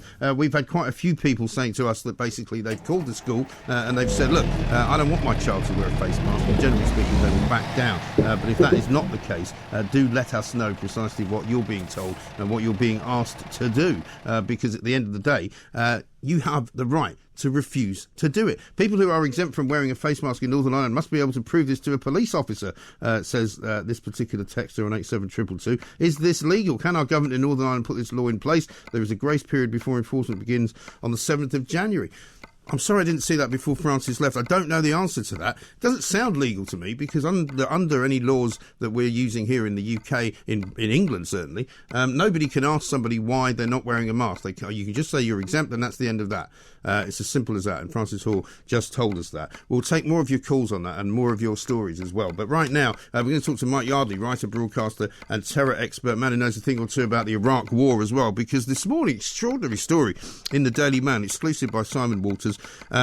Ex-minister, and this is Jeff Hoon, who was the Defence Secretary during the Iraq War, he said, Blair's aide told me to burn Iraq War advice. He's basically saying he was asked to burn a secret memo by Downing Street that said in 2003 the invasion of Iraq could be illegal. Now, Tony Blair, who obviously is at the centre of a row at the moment because he's been nominated for a knighthood, he apparently said it was nonsense back in 2015 when he was asked. However, we're now told Jeff Hoon is now saying the allegation is true, and he's now given a sensational blow-by-blow account of what he's calling a number 10 cover-up. And he's saying he was told to burn it by Jonathan Pole, who was Sir Tony's chief of staff.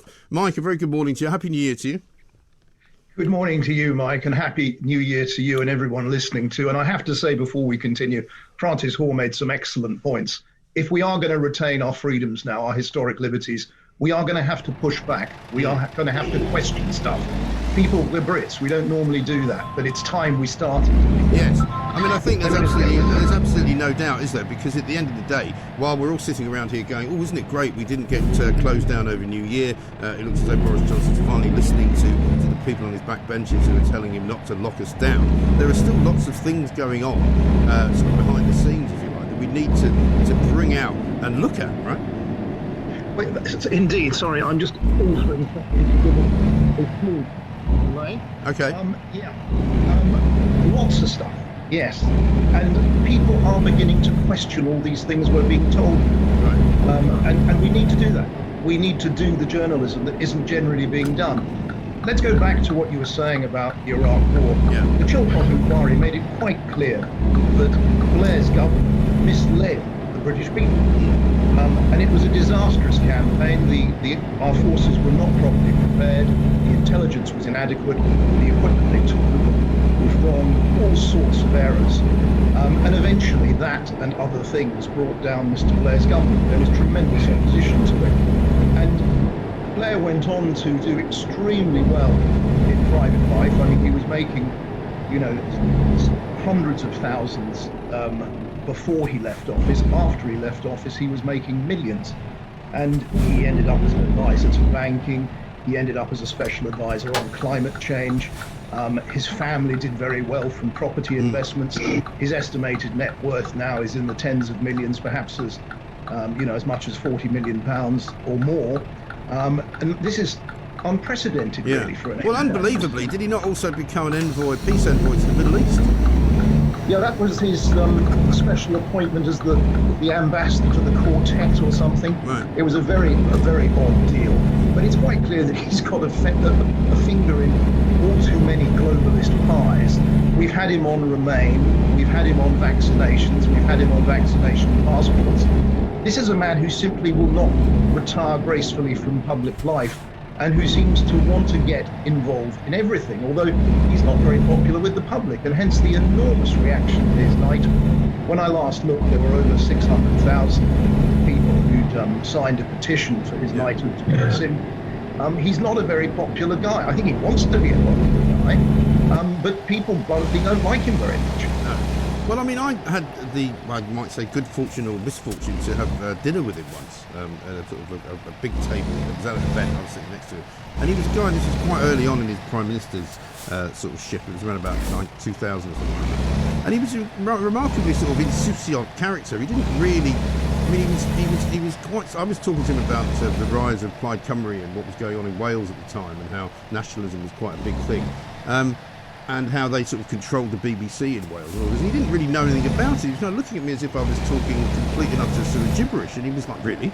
And he had no idea. And he was quite sort of wide-eyed, was my impression of him, And I think when we look at what happened in Iraq, he was very much taken in by the sort of what he regarded as the kind of importance of standing shoulder to shoulder with the President of the United States of America, and that picture of them in Texas, if you remember, when George Bush had the leather jacket on. And I think he kind of was seduced by that power, and it's never left him.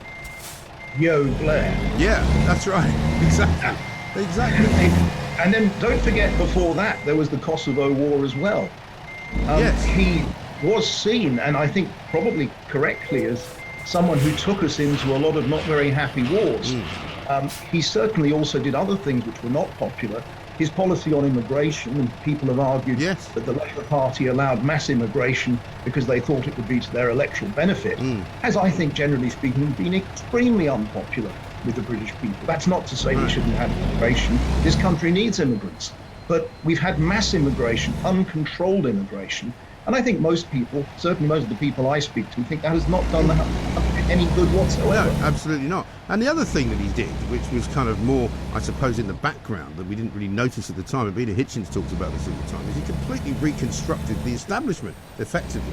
He created quangos, he created the Supreme Court, he created a sort of different academic setup whereby businesses, universities became businesses, they became run, and it was all sort of, heads of civil service became political, heads of police became political. He did an awful lot of stuff that maybe I'm the only one that didn't notice, but we didn't sort of notice at the time.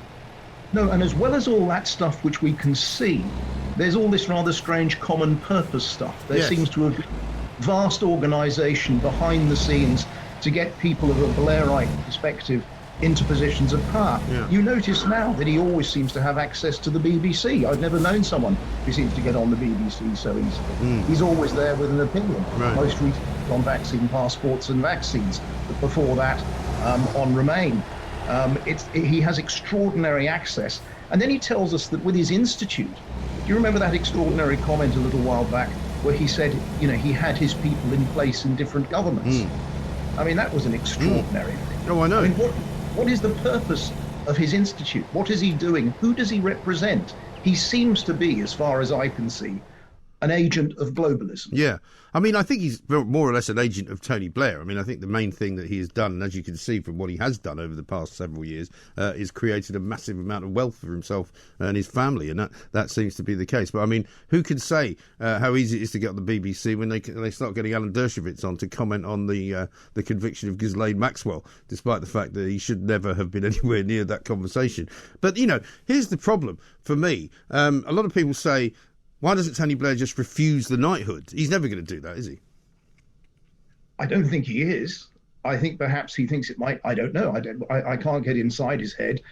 He might think it's useful in the sort of international negotiations he has to be Sir Tony Blair. It might make him a little bit more puffed up, a bit more self-important. Oh, I'm sure it will. He is a very bright guy. He's a very articulate man. But I think that he has lost his way. And I think he is very unpopular nationally. And I don't really think the British people, if we had a referendum on Tony Blair's knighthood, I suspect it wouldn't go in Tony Blair's favour. But he's not the only one on this particular sort of gravy train. I mean, I always remember Napoleon's comment, by these baubles are men ruled. It seems that a lot of people who do the bidding of the establishment, and that may not be the establishment we see, that may be the establishment behind the scenes, the big money establishment, big corporation establishment, they get these rewards and honours for doing what they're told, basically, or furthering the aims of these interests, which are increasingly becoming visible to us. Yes. There is a change now. There's an interesting change happening. People are becoming more aware of the fact that there are those out there who would limit their freedom, who would impose their policies, their economic plans upon us without our consent, and really outside the bounds of normal liberal democracy. And people are catching on to that. And they are getting increasingly concerned about that, as I think they're getting increasingly concerned about the whole COVID thing. I mean, we saw the development of the vaccines, and my position on this is, I think, probably similar to yours. I'm not against vaccines, and I think people who are at risk probably should be vaccinated with them if they are safe, if they are proven to be safe. But I think we've gone completely jab happy as a country. Mad, isn't it? And the testing now has gone so mad that we are actually destroying our own health service. Yeah. Because so many people are testing positive to an oversensitive and overused test that it's creating national catastrophe. Yeah, and the catastrophe is nothing to do actually with the disease or the virus. It's everything to do with what the government kind of reaction to that is. And I spoke to a GP the other day who said, when Boris announced in just before Christmas, we're going to roll out this booster campaign to everybody, and all GPs were instructed immediately to halt all other business and just jab people. you know, people couldn't see a doctor. And you can't. I mean, I don't know how you're feeling. Hopefully you're feeling better than the last time we spoke. But, you know... I'm a bit better, bless you, but, I mean, I had to get my MP to get me a doctor's appointment. I had a blood clot in my leg, which happened after the AstraZeneca vaccine. Yeah. And I couldn't get proper treatment. And it was quite spooky at the time, and I felt, you know, I'm still not quite right, but I'm a lot better than I was. And I do suggest to people in very simple terms, because I know a lot of people are interested, the thing that made me better was going on to a big plan of supplements, particularly vitamin D3 and zinc, and regular exercise. I walk 5 miles every day, and I think that's helped with my recovery. But yeah, I mean, it is a crazy situation, and the most crazy thing is that, of course, because you test positive, doesn't mean you're ill. No, of course not. And this has been misrepresented to us, that everybody who is a case is in fact ill. They're not. No. And when you look at the PCR testing, was the lateral flow was unreliable. PCR was oversensitive. And so many people who shouldn't have been testing positive at all were coming back, and probably still are coming back, as positive under that test. And that then has this dreadful knock-on effect where, you know, people don't go to their jobs, particularly if they're in the NHS or something like that. It creates absolute havoc. No, it absolutely does. Listen, Mike, we've got to leave it there because we're running out of time, but thank you so much, and good to see you. Mike Yardley, writer, broadcaster, terror expert on Tony Blair, and the latest revelation from his own Defence Secretary, who said he was told by Tony Blair's Chief of Staff in no uncertain terms that he should burn a secret memo which said that the 2003 invasion of Iraq was illegal. Marvellous, isn't it? 0344 499 1000. Coming up, we're going to tell you about a peeing postman. I make no apology for saying that. It's quite a remarkable story, and it's quite a remarkable picture we're going to show you. This is Talk Radio. First, fast, freedom of opinion, unbelievably realistic. All because the nation loves Talk Radio. The mouth-watering cheesy bacon flatbread from McDonald's, with 2 strips of sizzling beechwood smoked bacon covered in delicious melted cheese. That is so good. And it's just $1.49. McDonald's, breakfast done properly. Served until 11 a.m. Price and participation may vary across restaurants. Price not applicable to delivery orders. Want a real deal on your next car? Right now at Arnold Clark, we're giving you an extra £750 when you part exchange. And when you buy any used car, we're giving you a 2-year service plan, absolutely free. That's a deal you don't want to miss. The real deal is on now at Arnold Clark. See arnoldclark.com. Right now at TradePoint, get 20% off all kitchens when you spend £2,500 on a kitchen. Plus 10% loyalty discount applies instantly for all TradePoint members. Find us at B&Q or at tradepoint.co.uk and join in under 5 minutes. Excludes templating and installations. Maximum 10 appliances per kitchen. Ends 31st of January. Subject to availability. See tradepoint.co.uk. Excuse me, is there a cash point near here? Of course. End of this street. Exactly 48 steps for someone 5'11" with size 10 feet. Then turn 90 degrees counterclockwise and continue for 341 metres. That's 372.922 yards in old money. Then add At Zeiss, we pride ourselves on being precise. Really precise. Engineering innovative technology into every lens we make. All subtly engraved with our signature hallmark. Zeiss lenses. Precision you can see. Available at Boots Opticians. It could be that same numbers every week type. It could be leaving it to fate with a lucky dip. It could be you. Don't miss tonight's Lotto double rollover. Play on app, online and in-store. Lotto from the National Lottery. Your numbers make amazing happen. Account terms, rules and procedures apply. Players must be 18 or over. Your way from driveway to motorway. Talk Radio. Travel update. South Yorkshire, the M180 to the M18. You can't leave for Doncaster North services at Junction 5 where there's been an accident. The M40 Oxfordshire northbound Banbury to 12 at Gaydon. 2 lanes blocked by an accident down to 1 lane here. The M4 westbound away from the M25 towards 5 at Langley. There's a broken down vehicle in lane 1. Disruption to trains through Liverpool where there's a broken down train outside Lime Street. I'm Sarah Elliott. Experience one of those rare moments where you find everything you need and everything you desire. The new all-electric BMW range brings you the performance and handling you expect with all the styling, detailing and comfort you could wish for. From the new iX or iX3 Sports Activity Vehicle and i4 Grand Coupe to the iconic i3 Sports Hatch, the BMW all-electric range offers all the functionality you need. Find your BMW electric. Discover more at your local BMW centre or search bmw.co.uk. Talk Radio. Investigate what's under the think bonnet. Talk loud, talk proud. Highly toxic debate. Battery acid opinions. A voice above the crowd. Talk Radio. The home of common sense.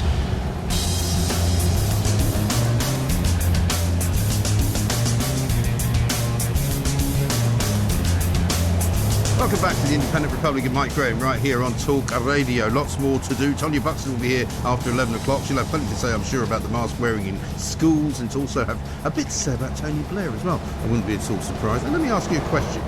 When was the last time you saw your postman or postwoman? Is it a postwoman?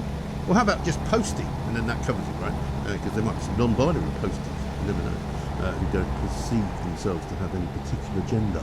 Well, apparently, the Royal Mail has now been accused of something so heinous. I mean, never mind losing your letters, never mind not being able to redirect your post, never mind dropping your package next door and then telling you that they've lost it, never mind all the things that they've done wrong.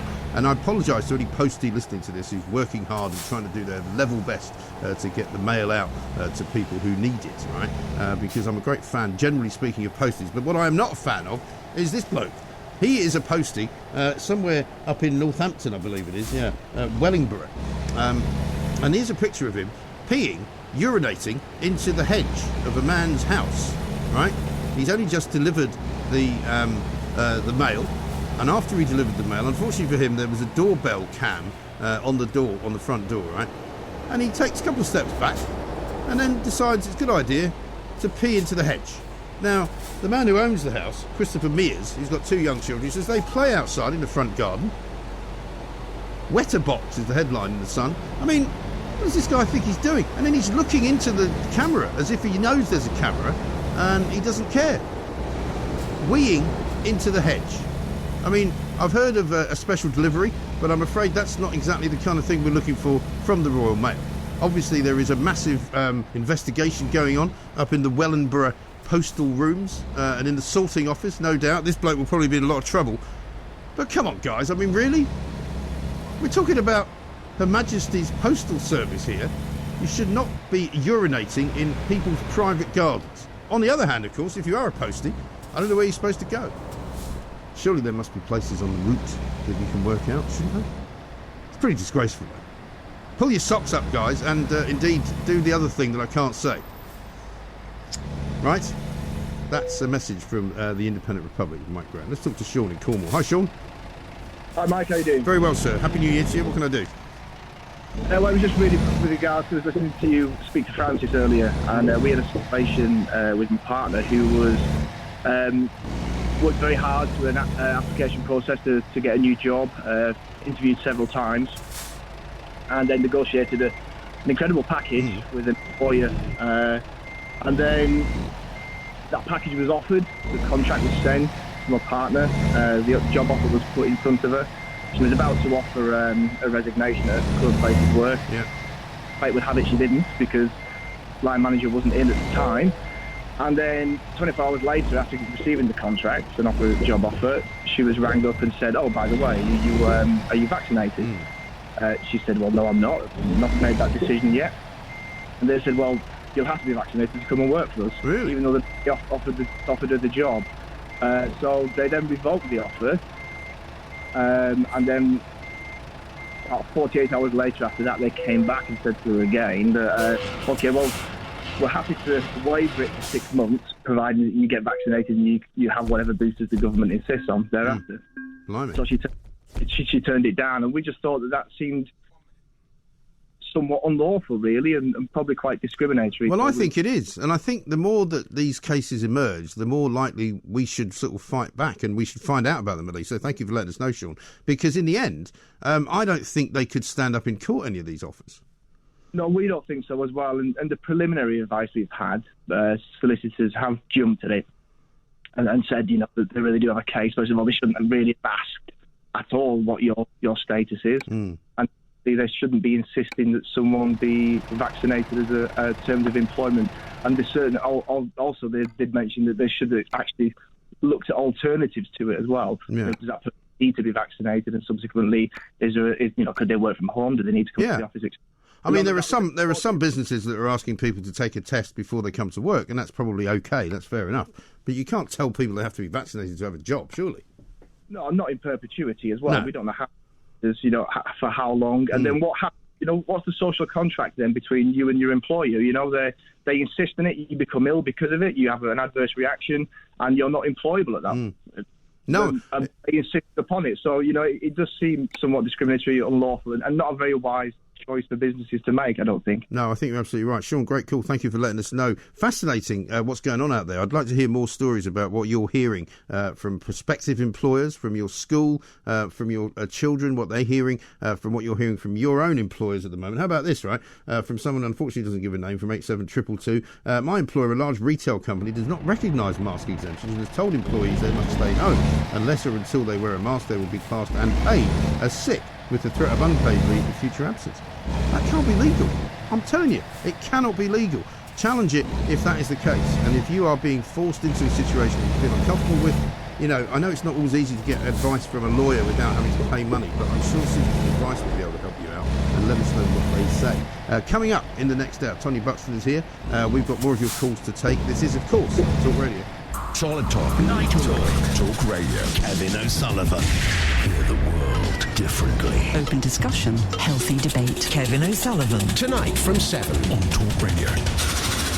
Rev up your Sunday nights with the Pedal to the Metal motoring radio show that's powered up for petrol heads everywhere. Driven Chat on Talk Radio, featuring road test reviews, big name interviews, plus your car questions answered every week in the Celebrity Car Clinic. Get into gear with Driven Chat every Sunday night from 7 on Talk Radio in association with carandvanservicing.com. Get a free quote for a fully maintained service contract for your car or van at an affordable price at carandvanservicing.com. The sun holes from 950 are back, and the car is fully packed. Inflatable unicorn, parasol, swing ball, all 7 suitcases, 12 pairs of shoes including flippers, Rocky, and the toothbrushes. Oh, we're ready for holes. Only question is, where will the kids sit? Don't miss holes from 950 with the Sun this year. Pick up the Sun this Saturday to start collecting. Price based on minimum of 4 people sharing. T's and C's apply. The barbecue bacon stack from McDonald's with creamy barbecue sauce, bacon, pepper jack cheese, and 2 100% British and Irish beef burgers. The barbecue bacon stack from McDonald's. A lot to love. Only available for a limited time. From 11 a.m. until the 1st of February. Participating restaurants subject to availability. Nothing beats a lovely hot shower in winter. But if the worst happens and your boiler breaks down, British Gas Home Care cover includes all parts and labour, so there's no surprise repair bills. But if you forget your towel and have to dash past your in-laws, well, you're on your own there. Sign up by the 7th of February and we'll throw in protection for your plumbing, drains and electrics at no extra cost. Search British Gas Home Care. Terms, exclusions and geographical restrictions apply. Free additional cover is for 12 months and auto-renews at the end of the free period. New customers only. Talk Radio on DAB+, on your smart speaker, and now on your smart TV. Talk Radio News. Good morning, I'm Nick Ellaby. It's reported ministers will announce people testing positive for coronavirus with a lateral flow won't then need to get a PCR test anymore. It's believed they'll have to register their result online instead and still isolate for at least 7 days. Dr. Catherine Henderson, President of the Royal College of Emergency Medicines, told us she agrees. I think we think that is sensible because at the moment the prevalence, the amount of COVID in the community is so high that a lateral flow test that's positive is positive. You're positive now. This is not in doubt. It's no longer a situation where you go, ooh, there may be not. So I think it makes sense when we have got pressure on the PCR testing system and we want to make sure that we've got PCR testing for people who really need it. Ambulance bosses say they've asked some patients to make an informed choice about whether they should make their own way to hospital. It's because of the Omicron surge, which has disrupted health services. The North East Ambulance Service says it's implemented its highest level of escalation measures to minimise risk to patients with potentially life-threatening illnesses. Sir Keir Starmer's tested positive for coronavirus, meaning he's isolating for a 6th time. It's the Labour leader's 2nd instance with COVID. It means he'll miss the Prime Minister's questions later. His deputy Angela Rayner's stepping in to face Boris Johnson instead. Alongside Plan B rules for England, travel restrictions are also being reviewed later. It's expected pre-departure tests for UK arrivals will be scrapped, but the industry wants the government to drop all remaining COVID restrictions on inbound passengers. Travel expert Simon Calder told Talk Radio a lot of jobs are at stake because no one's coming to the UK on holiday anymore. Partly because we have the most onerous and expensive arrival testing rules of any European country in order to protect our 200,000 new Omicron cases a day. But also, I need to say, because of a post-Brexit promise which was carried out, which means that 300 million EU citizens are no longer able to travel to the UK on their ID cards. Together Energy looks set to be the latest company to collapse. It's 50% owned by Warrington Borough Council and has 170,000 customers.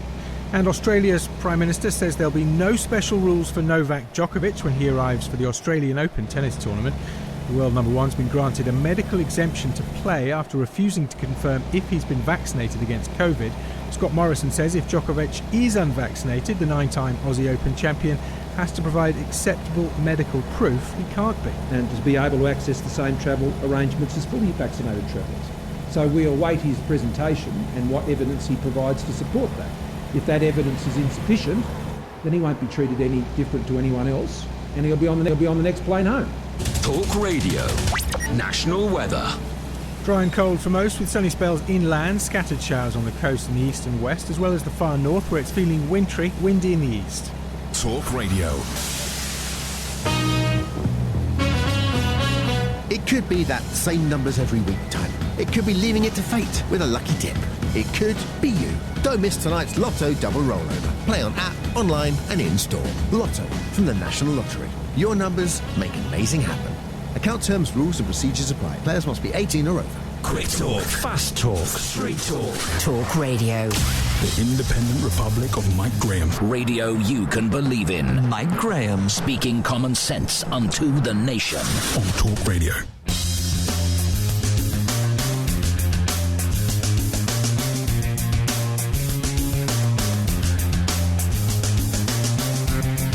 Good morning and welcome back to the Independent Republic of Mike Graham right here on Talk Radio. Not only the world headquarters of common sense, but the only place to get the truth, the whole truth and nothing but the truth. Francis Hall this morning, I think, was absolutely incredibly informative, incredibly good and incredibly helpful to any parent who is challenging or who wants to challenge these ridiculous rules that some schools are seemingly dredging up, suggesting that if your child wants to go to school without a mask, they'll have to show some kind of medical evidence. Wrong.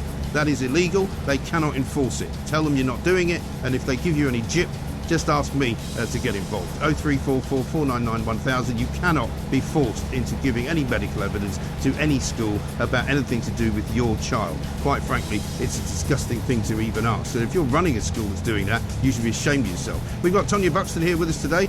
She's going to be telling us what she thinks of all of that, and also some of the sort of the creeping weirdness that's going on. Like, you're not fully vaccinated unless you've had 3 vaccines. That's going to be the case soon. They may take away the pre-departure test for holiday makers, but you won't be able to go anywhere unless you've had 3 vaccines. What does that mean if you haven't had any? Because you can't for one reason or another. That doesn't seem fair at all. 0344 499 1000. We've just been talking as well about the peeing postman. Terrible story. A man who delivers letters and then pees in a hedge. Great, isn't it? Many thanks. I think you should probably find out whether your postman is doing the same thing by putting a camera on your door to see what's going on. We've got PMQs later today. It's not midday. It's coming up at 3 o'clock. But guess what? So Keir Starmer, the man who never takes a mask off, has got COVID again. So, I mean, I'm not laughing at that. Obviously, that's very unkind. But, I mean, I'm sure he's fine. Omicron doesn't hurt you. But he's self-isolating, so it's Angela Rayner, I'm afraid. We'll be talking to Peter Cardinal about that later on. 0344 499 1000. You're listening to me, Mike Graham, right here on the home of common sense, the greatest radio station of all time. It's Talk Radio. The Independent Republic of Mike Graham on Talk Radio. Tonya. Good morning. Very Happy New Year. Happy New Year. You're looking radiant as ever. I think it's the makeup girls here. Well, listen, me too. I woke up every morning when I was off going, oh, I don't look anything like as good as I do normally during the week. I was almost on the point of calling them, saying, can you come and give me a bit of a spritz? You know, a little zhuzh. Yeah. Anyway, welcome back. Thank you. It's a brand new year, 2022. So far, I would say so good, but still some things to be watchful of, I would say. The thing is we all... I mean, I spent my New Year's Eve, I ended up staying home because the place I was going to go to called us and said that they weren't going to do dancing. And the only reason I wanted to go out was to do dancing. Yeah. I'm desperate to go dancing. Yes. And so I ended up getting such a fudge, I stayed home. Did you not do any dancing at home? No, because then the news about Blair's night came out. Yeah. And it just put me into such a bad mood that I just I did go to bed in a fudge. And I just thought, okay, I'm going to wake up tomorrow and I am going to turn a new leaf and it's all going to be great. Yeah. And I think the whole of the nation felt the same. 2022, we're going to wake up and we're going to go back to all the things. And then they implemented this masking children. And I think it's deeper than just the masking of children. It's the psychological keeping down of the people.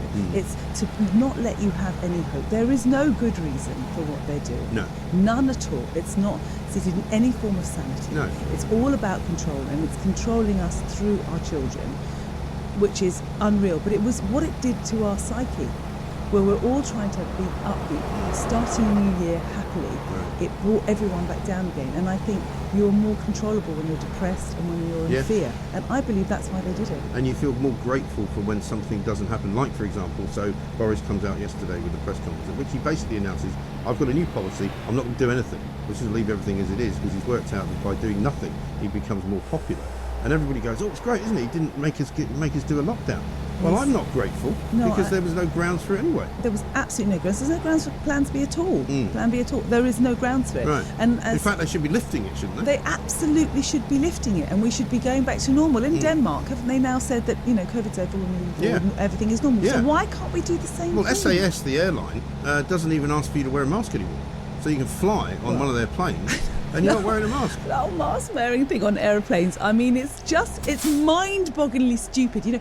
Future generations are going to look back at us and think, what the hell were you thinking? Are you all so very, very stupid? But though I was on the train yesterday and today, and I am the only person not wearing a mask on the train. And it just surprises me so much, because I just think that what's happening now is people are being beaten down. They're worn down. They don't want confrontation. But I'm not even sure it's that. I think there are an awful lot of people, particularly I think London is a bit of a special case as well. London, there's a lot of people who kind of enjoy the look of wearing a mask, in the sense that they want to be seen to be wearing one. It singles them out, like those people who want to say that, well, I'm not an idiot, I'm not stupid, I voted to remain in the European Union because I'm a clever person, I'm all very well-rounded, I'm intellectual, I'm well-educated, I'm not like those horrible racist bigots over there at Web Talk Radio. There's a bit of that going on. They love the name calling. Yeah. I mean, that's what I find really astounding, that the people that hashtag love, hashtag be kind, hashtag virtuous are the ones that are the meanest. Right. They're the meanest. Have I you know seen, on Twitter, they're the ones that are so rude to me and so mean to me. And I think, I am sitting here. I am a working mother. I have nothing to gain. I have no shares in Big Pharma, no shares in masks or tests or any of these things. I'm not interested in controlling the people. I don't want everybody to have ID passes or any of that. I'm just talking from one human with humanity to another. Right. So why are you so horrible? I know. Where I got some shares. From? I got some shares at Christmas. My sister and my daughter got together and bought me some shares in a concrete company. I heard about this. The price is going up. There you go. It's growing. Good for you. So, have you seen Trudeau as well? We did Plank of the Week yesterday, first one of the year. Justin Trudeau came out and said that he has found that unvaccinated people are often misogynists. And racist. Yes. I mean, really? That's the leader of Canada coming out with such polarising things, causing others. Yes. I mean, and you wonder how... we're not allowed to say this on air, I know, but certain things happened during the Second World War, and you think, how did they happen? Yes. And it's like this. Well, Macron has come out and said, I think this morning or overnight, that he wants to hassle the unvaccinated, annoy them. So you're going to take a group of people who you know nothing about, who are not actually a group of people, because they've got all sorts of reasons for not being vaccinated. And so you're going to actually target them as the leader of the country? Seriously? But Mike, you've been vaccinated, and I get it.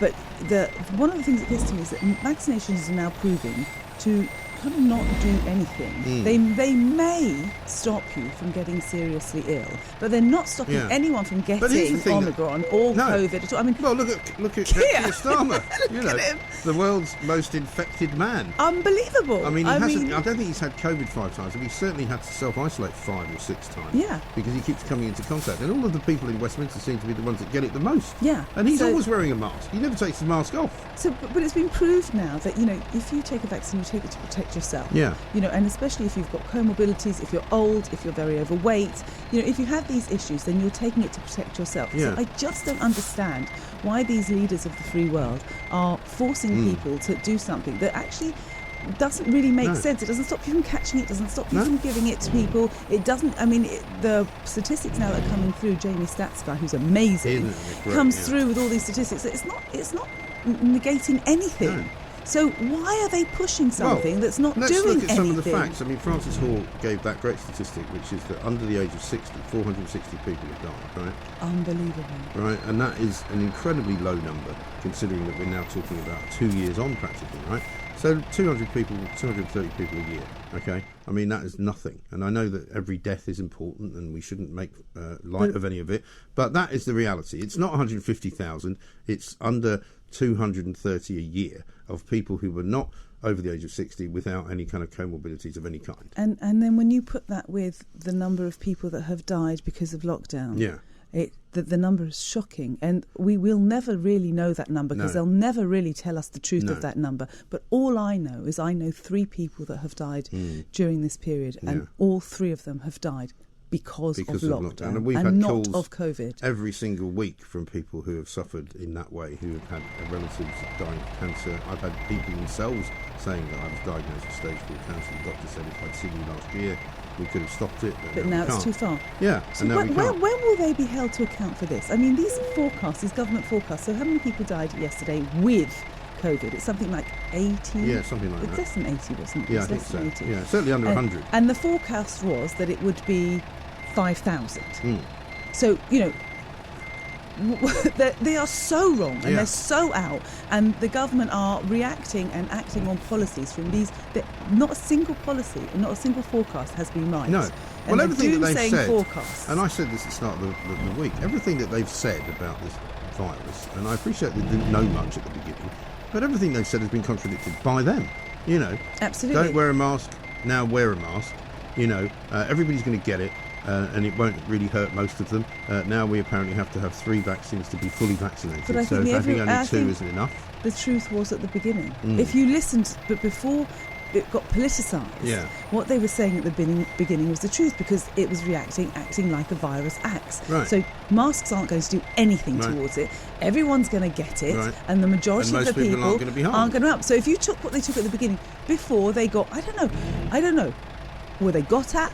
Are they paid off? Is there an agenda? Because they said the truth at the beginning and then they changed. Yeah. And then suddenly viruses... And then they kept changing. And they kept changing. Yeah. And they kept... I think a lot of them kind of got starry-eyed. They like being on the telly and coming out and having such power. Now they've all got knighthoods. Marvellous. That's always good for the directorships. You get more money if you're a knight. I'm sorry, I do think, though, that if, you know... The job that you and I have done, you in particular, that you should be Sir Mike Graham. Yes. I quite fancy a damehood. Do you? And I think that you and I are more worthy than they are. Yeah, but you know what? I wouldn't want one from them, frankly. I just wouldn't. I wouldn't want one. You know, I'm quite happy with no title whatsoever. But I think that you've done the greatest job of telling the truth, and that's the whole thing. That's the other thing that's happened during this time. Actually, before I go on to that, but I've just asked a lot of questions. That's all I've done, really. I've just gone, hang on a minute, I don't actually believe you. So why can't you prove that to me? Yes, but Mike, you're not allowed to ask questions anywhere else because everything is being censored. We've seen what's happened with Joe Rogan and Dr. Malone. Yeah. I mean, Dr. Malone was the inventor of one of the inventors of the RMNA vaccine, and he has been banned from Twitter. Right. And then, you know, thank goodness for people like you, like Joe Rogan, that ask questions, because he's not saying anything; he's just asking questions. Right. But there's no other social platform. Media in particular, Facebook and Twitter, have been horrendous, which is why, interestingly enough, in our business, you know, we are regulated by Ofcom. We can say things here which Ofcom are quite happy with, but which don't get allowed on YouTube or which don't get allowed on Facebook because they think it's in some way diminishing from the narrative. And you go, well, hang on a minute.